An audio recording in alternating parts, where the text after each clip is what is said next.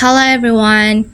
Today we will read the book called Door in the Woods, written by Shayanta Koudori, illustrated by Nuzhata Basum Anisha, and published by Let's Read Asia. So let's get started.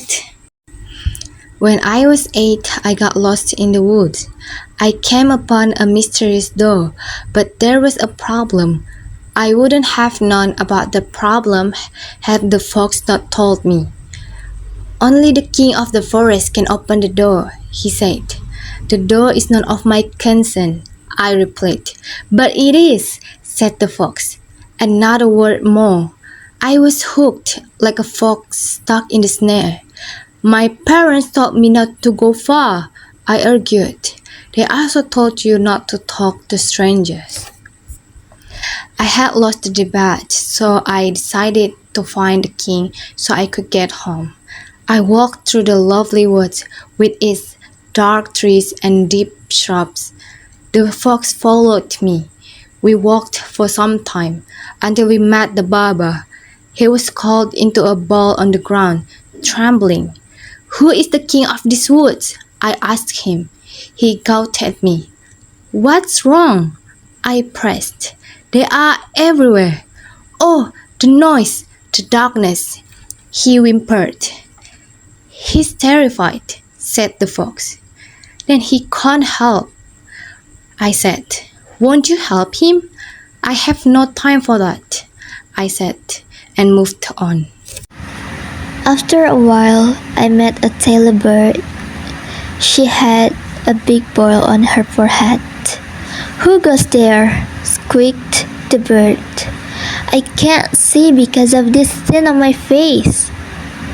A blind bird? I snorted. How do you fly? I can't. That's why we are stuck in these woods. I'm not stuck. I'll find the king, open the door, and leave. Please help me, requested the bird. I don't have time, I said and continued onward. A little while later, I arrived at a clearing in the woods. A man with a crown sat at a campfire alone. Are you the king of the forest? I asked him. Not anymore, he said with grief. I used to cut off the noses of my subject. Then I got tricked and now I have no nose. I cannot smell the flower in my kingdom. I feel nothing, only remorse. I was hoping you'd open the door for me, being a king and all. I can't, child, said the king. I have tried and failed. Then you really are no king, I declared. I noticed a sword lying beside him. Look behind you, I yelled. There's your nose. What? He turned to look, and I swiped his sword. Ha! I am the king now, I claimed. Goodbye, everyone. The fox merrily smiled. I can protect myself without the sword. Plead the king, not my problem, I said, and left the king and the fox. Wielding the king's sword, I went back to the door. First, I put the sword through the keyhole. Nothing happened.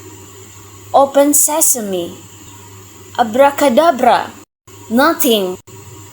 Angry, I slashed at the door with the sword, trying to hack it down. I stabbed and jabbed, but could put a scar on it. I had failed. I was tired. My arms ached. I wandered helplessly through the dark woods, dragging the heavy sword behind me. Finally, I arrived back at the campfire. The barber, the beard, the king, and the fox were all there. I sat on the dirt. I was very hungry. and they had food.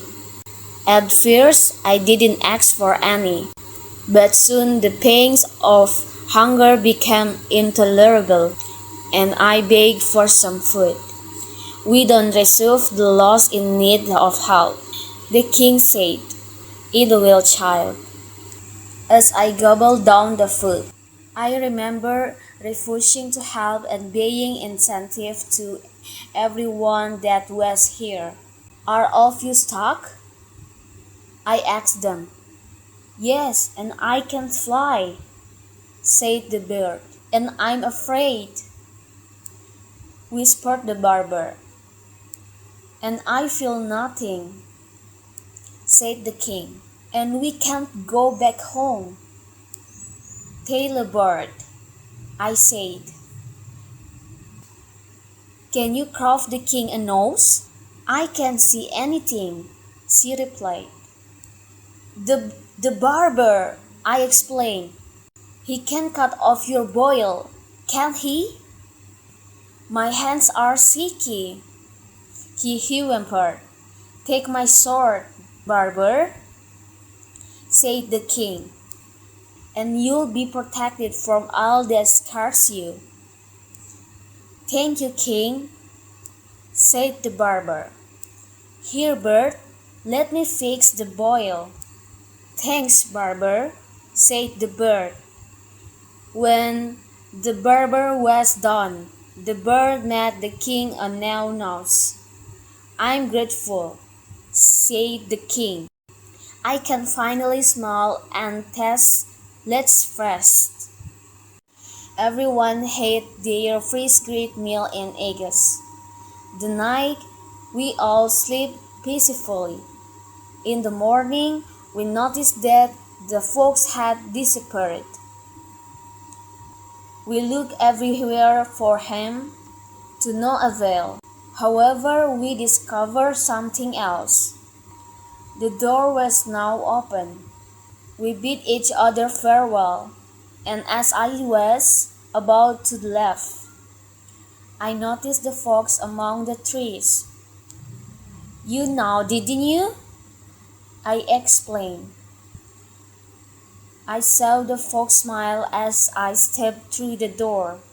Thank you for listening. We hope you enjoyed the story. Goodbye.